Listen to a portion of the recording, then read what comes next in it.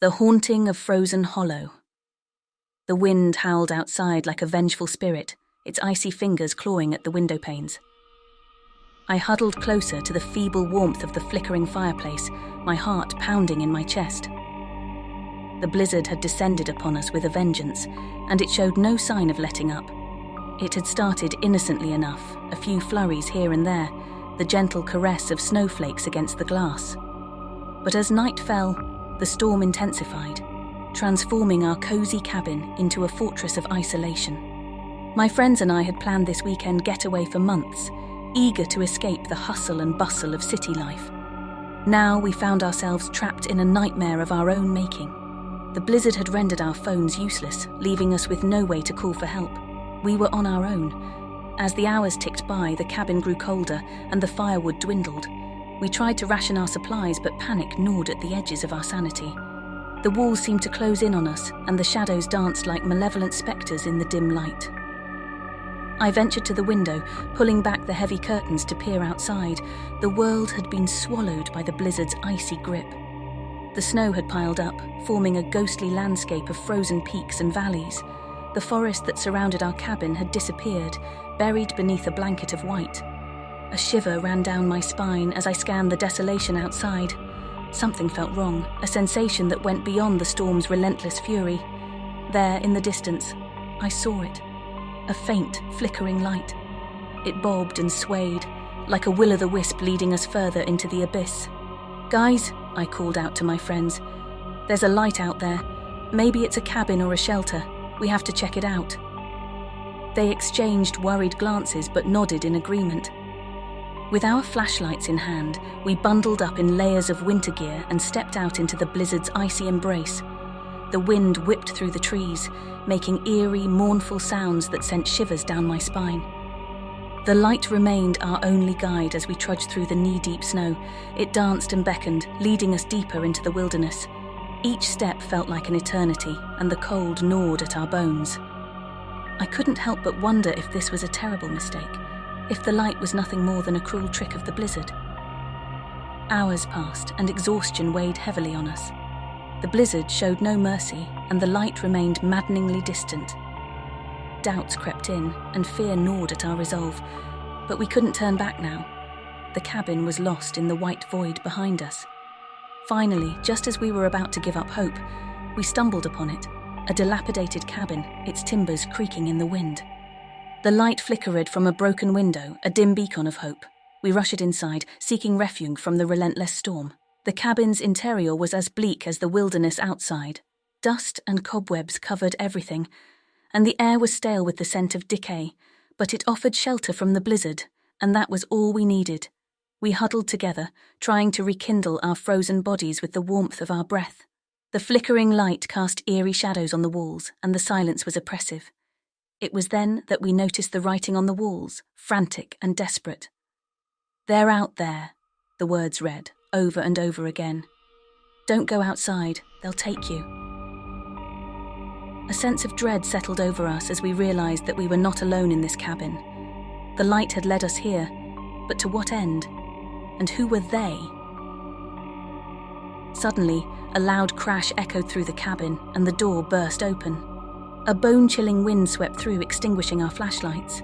In the darkness we heard them, the whispering voices, the phantom footsteps, the cold, clammy hands that reached out to grab us. We screamed and fought, but they were relentless, their icy grip pulling us deeper into the abyss. The blizzard howled outside, a chorus of the damned, as we were dragged away, one by one, into the freezing darkness.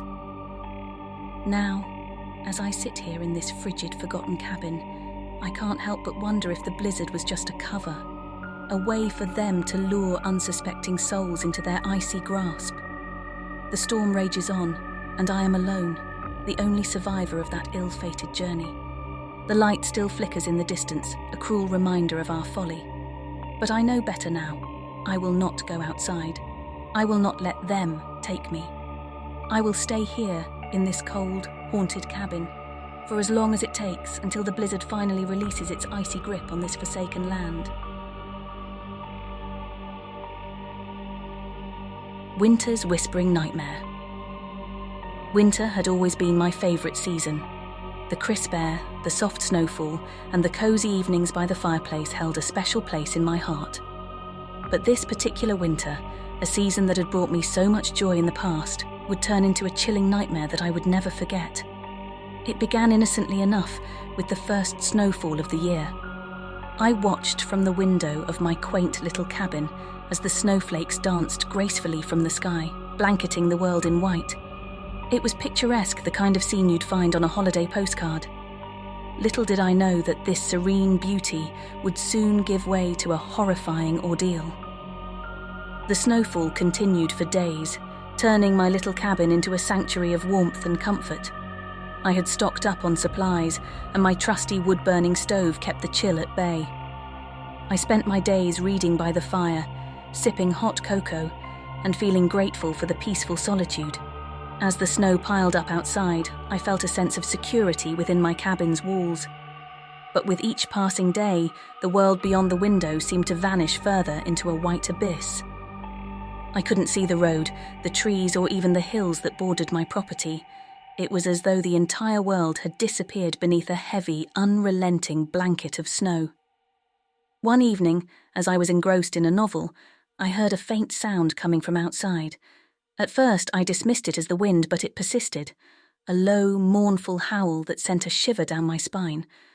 I got up from my comfortable chair, my curiosity piqued, and ventured toward the window. What I saw was enough to freeze my blood. A pack of wolves, their fur matted with snow, had gathered at the edge of the forest, their eyes fixed on my cabin. There must have been at least a dozen of them, and they were hungry, driven by the harshness of winter to seek any source of food. Panic surged through me as I realized I was trapped. The wolves were relentless, pacing back and forth, their eyes never leaving the cabin. I knew that if they were desperate enough, they might try to breach the door. I needed to find a way to deter them, to protect myself from the impending danger.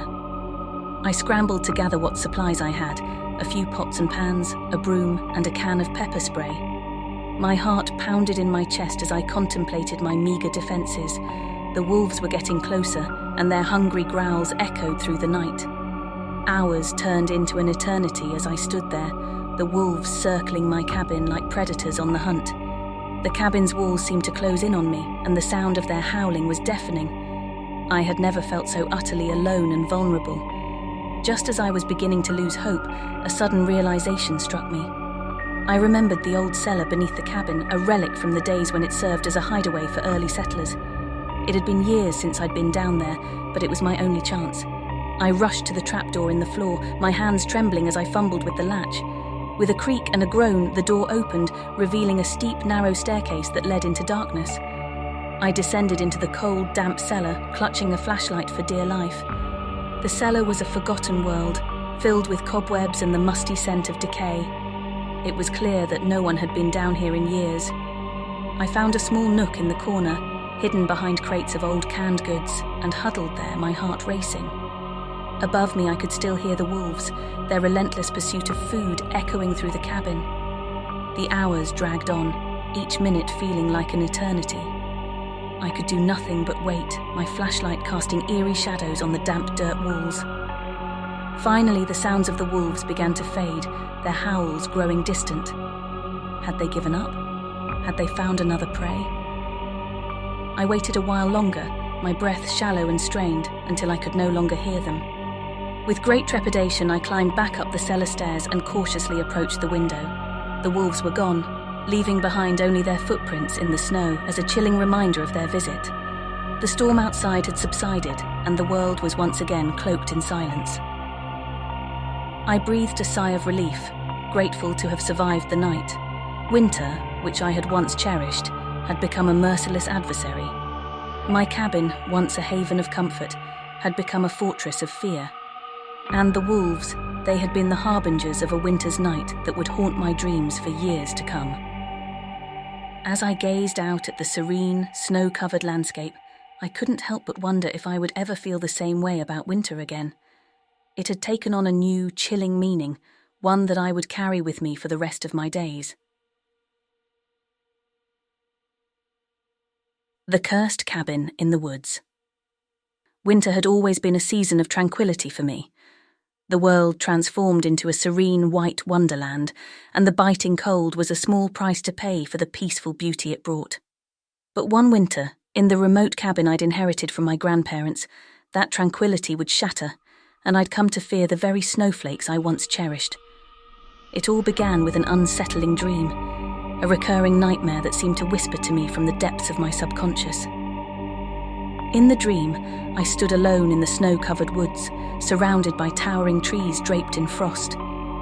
A sense of foreboding hung in the air, and I couldn't shake the feeling that I was being watched. As I walked deeper into the woods in the dream, the snowfall grew heavier, and the woods became an eerie, frozen labyrinth. The trees seemed to twist and contort, their branches reaching out like skeletal fingers. I heard whispers, faint and indistinct, carried on the icy wind. In the dream, I stumbled upon an old, dilapidated cabin, much like the one I now inhabited. It stood isolated, its windows cracked and frosted over. The door creaked open of its own accord, revealing a darkness that seemed to swallow me whole. Intrigued and unnerved by the recurring dream, I decided to venture into the nearby woods one chilly morning. The snow crunched beneath my boots as I wandered further than I ever had before, following an invisible trail left by my subconscious. It was as if the dream had beckoned me to discover its source. Hours passed, and the woods grew denser and unfamiliar.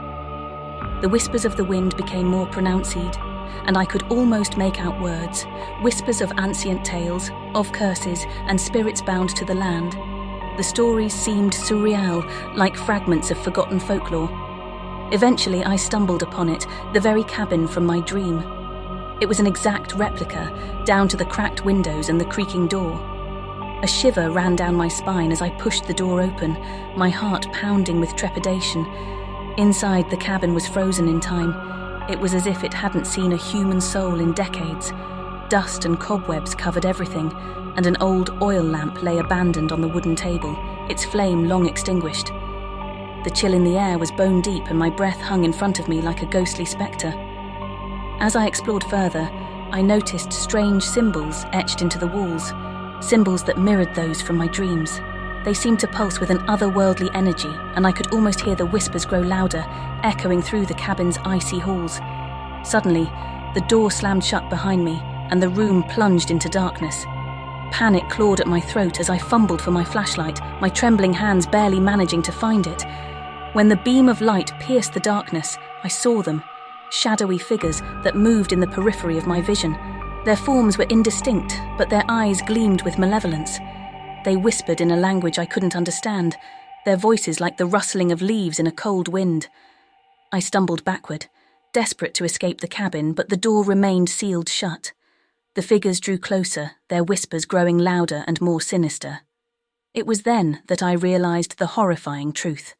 They were the spirits of the woods, bound to this cursed cabin, and they had lured me here to become a part of their frozen nightmare.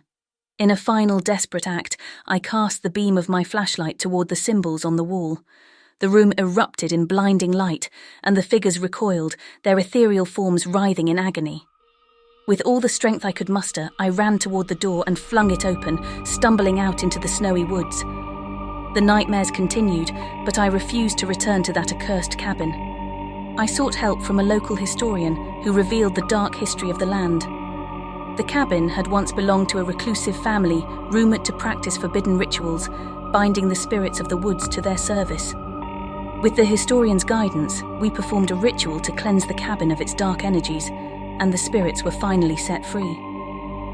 The nightmares gradually faded, and the whispers in the woods grew fainter, until they were nothing but a distant memory. Winter would never be the same for me, and the tranquility I once found in the season had been forever tainted by the horrors I had encountered. The snowfall no longer held the same enchantment, and I couldn't help but wonder what other secrets the winter woods might hide, waiting to ensnare those who dared to venture too far.